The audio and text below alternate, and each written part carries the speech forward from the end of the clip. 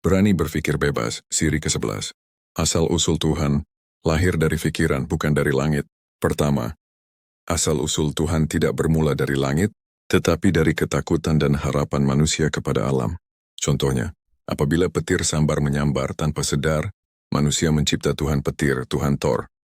Apabila ribut mengganas memukul laut, secara perlahan lahirlah Tuhan laut, Tuhan Poseidon. Apabila kemarau berpanjangan, tanah menjadi gersang, dan manusia mengharapkan hujan, maka lahirlah Tuhan kesuburan, Tuhan Ishtar. Tuhan muncul bukan karena bukti, tetapi karena ketidakfahaman manusia terhadap alam. Kedua, Tuhan lahir bukan karena ia ada, tetapi untuk memberi jawaban segera. Jawaban kepada setiap persoalan yang melahirkan kecemasan manusia. Ketiga, apabila sudah ada jawaban, jawaban itu menjadi bius penenang emosi dari rasa takut dan tidak berdaya. Tuhan menjadi tempat merintih ketika nasib malang menimpa. Tuhan menjadi alasan bersabar ujian untuk terus bertahan hidup. Tuhan menjadi jawaban psikologi, bukan jawaban reality. Keempat, secara semula jadi pikiran mencari penyebab. Oleh kerana dahulu sains belum berkembang, maka pikiran manusia hanya bersandarkan pada logik. Dan Tuhan memenuhi jawaban logik tersebut. Disinilah Tuhan mula lahir. Kelima, bermula cerita tentang Tuhan secara lisan. Berkembang menjadi mitos, lalu menjadi cerita yang diwarisi. Cerita membentuk kepercayaan. Kepercayaan membentuk doktrin. Doktrin menjadi sistem. Dan sistem itu akhirnya dinamakan agama. Tuhan tidak hadir melalui bukti, tetapi lahir dan dewasa melalui cerita dan pengulangan cerita. Keenam, seiring perkembangan pemikiran manusia, konsep Tuhan turut berevolusi. Pada peringkat awal, manusia mempercayai roh yang mendiami pokok, gunung dan alam, ini dinamakan animisme.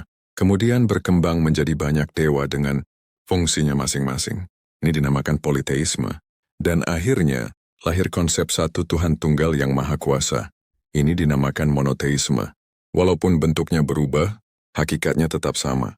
Semua lahir dari pikiran manusia. Ketujuh, sifat Tuhan berubah mengikut zaman dan budaya. Yunani yang berbangga dengan perjuangan, melahirkan Tuhan berkonsepkan perang. Lembah Arab yang buminya gersang dan kehidupan sukar, melahirkan Tuhan berkonsepkan keadilan akhirat. Timur pula melahirkan Tuhan yang menekankan keharmonian dan keseimbangan. Ini menunjukkan bahwa Tuhan mencerminkan psikologi dan nilai manusia setempat, bukan realiti di luar identiti manusia. Kelapan, apabila doktrin agama semakin kukuh, Tuhan mula berkembang fungsi sebagai alat kuasa dan kawalan sosial. Di atas nama Tuhan, masyarakat disuruh diam, dengar, dan taat. Tuhan dijadikan legitimasi kuasa pemimpin masyarakat.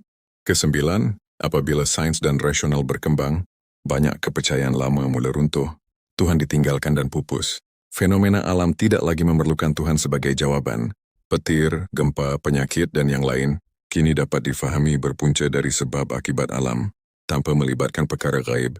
Dari sini muncul pemikiran ateisme, bukan kerana membenci Tuhan, tetapi kerana menyadari bahwa Tuhan hanya ciptaan fikiran manusia.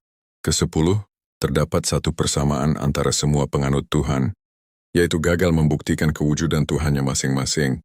Hingga kini, tidak ada satupun bukti Tuhan wujud di luar fikiran manusia. Yang ada hanya kepercayaan dan dakwa-dakwi. Ke-11, ini kerana Tuhan bukan entiti di luar sana, tetapi merupakan konsep dalam fikiran manusia. Ia hidup melalui cerita yang diwarisi dari satu generasi ke generasi seterusnya, dan dipertahankan melalui emosi.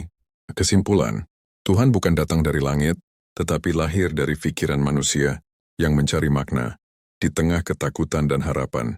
Apabila manusia berani menyoal asal-usul Tuhan, barulah dia sadar bahwa kuasa sebenar bukan di langit, tetapi di dalam fikirannya sendiri. Berani berfikir bebas. Sir Moza